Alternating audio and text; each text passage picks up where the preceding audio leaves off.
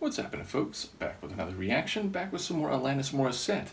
And we're back with a remix of one of the tunes from Jagged Little Pill 1995, and that is an alternative version of You Oughta Know. And once we get through this, I do have another tune from Alanis waiting in the wings. Big shout out to Yvonne, who sent me a track called Thank You, spelled sort of in the Prince title form, which is to say thank and then the letter U. So we'll have at least one more Alanis reaction after this.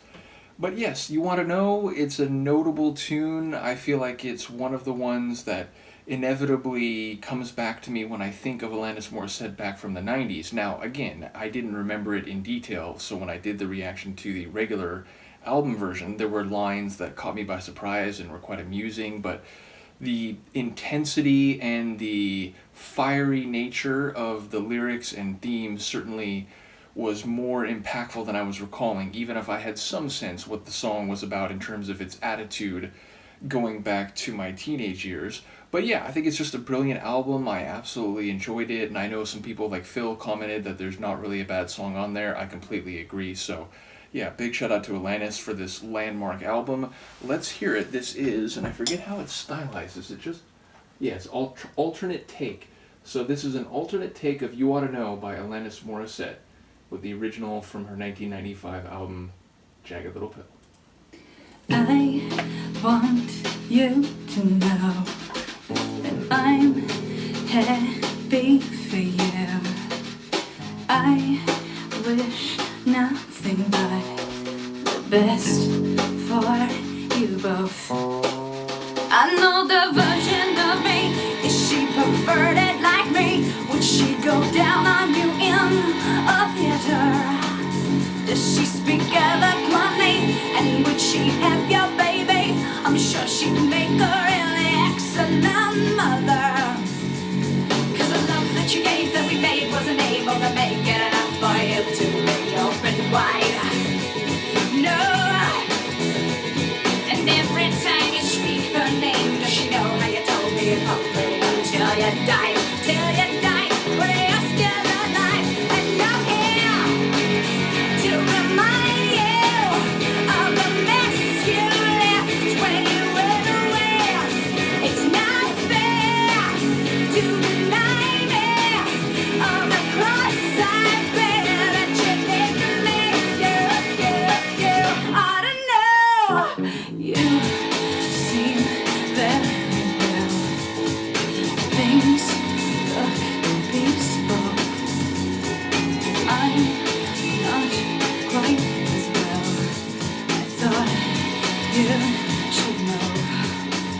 Did you forget about me, Mr. Duplicity? I hate to bug you in the middle of dinner. There was a slap in the face, how quickly I was replaced. And now you're thinking of me when you fuck her. Cause the love that you gave that we made wasn't able to make it enough for you to be open wide. No. And every time you speak her name, does she know how you told me at home until you died? Till you died, but you're still alive. And I'm here to remind you of the mess you left when you went away. It's not fair to deny me of the cross I bear that you gave to me. You ought to know.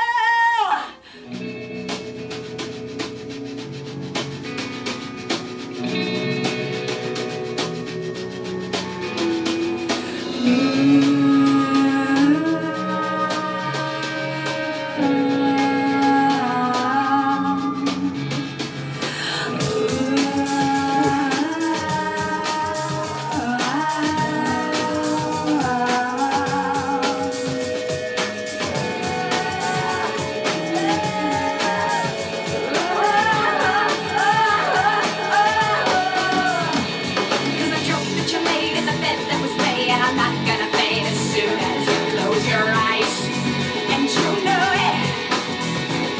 And every time I scratch my nails down someone else's back, I hope you feel it. Well, can you feel it? Well, I'm here to remind you of the mess you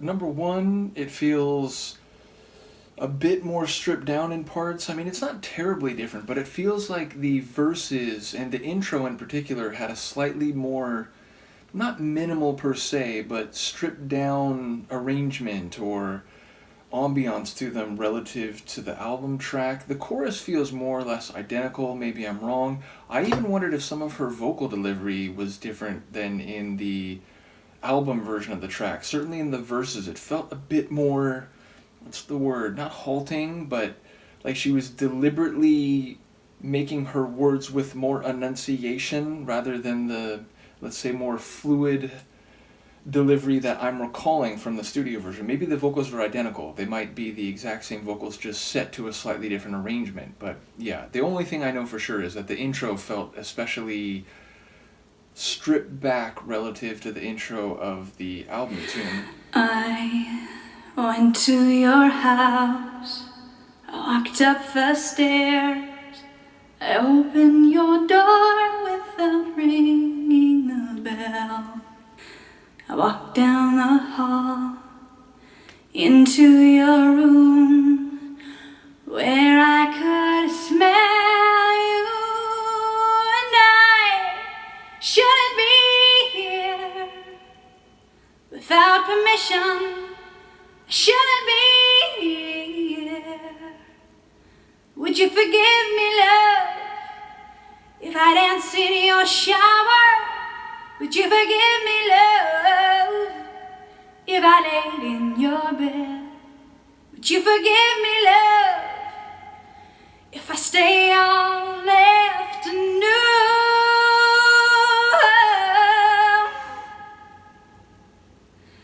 I took off my clothes, put on your robe, went through your drawers and I found your cologne.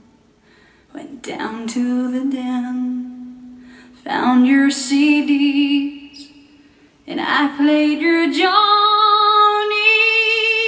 And I shouldn't stay long, you might be home soon. I shouldn't stay long. Would you forgive me, love, if I dance in your shower? Would you forgive me, love, if I laid in your bed? Would you forgive me, love, if I stay all afternoon?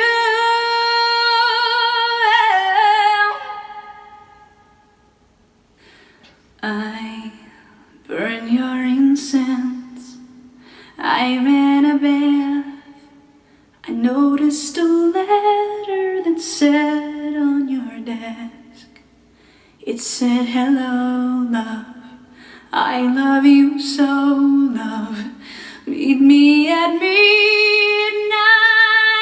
And no, it wasn't my writing, I better go soon, it wasn't my writing.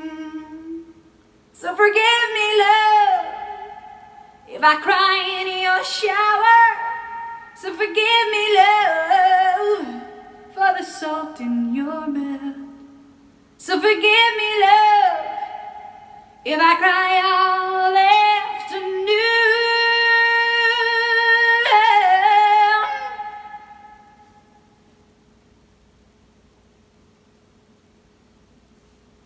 Are we really done, Alanis? Just want to make sure, don't want to intrude on any further parts that we might hear. But okay, so in the moment, I don't recall those lyrics from another song. Now, admittedly, it's been a while since I did a reaction to this CD, because I got through the CD proper, and I had always had it in mind to come back and do this bonus tune, this alternate take of You Oughta Know. But yeah, I forget, and I'm not recalling if those lyrics come from one of the other songs. So assuming that's like a hidden track, it's sort of like the sadder continuation of the story of You Oughta Know, where, you know, for lack of a better word, she's being a bit of a stalker, going into his place when he's not there, and, you know, sort of, again, going into his shower, lying in his bed, putting on his robe, you know, taking out his cologne, looking around, and at first it feels maybe cathartic, like she's kind of reliving some of the experiences that she's had in this place with this person. But then she finds this letter that apparently was from a new girlfriend, the one perhaps referenced in You Oughta Know, and then it changes, and she's not talking about dancing in the shower anymore. She's talking about crying in the shower. She's not talking about lying in the bed. She's talking about crying in the bed. And so it seems like her heart is sort of broken again, even though she was trying to revisit, if not exactly rekindle, the more warm feelings that she had when they were together. So, yeah, sort of like this heart-rending follow-up postscript to the more defiant tone of You Oughta Know. Even if in You Oughta Know, she's clearly hurt and upset, but she's dealing with it in a more visceral, not quite vengeful, but certainly retributive type of way. So, yeah, that's crazy. I was not expecting that.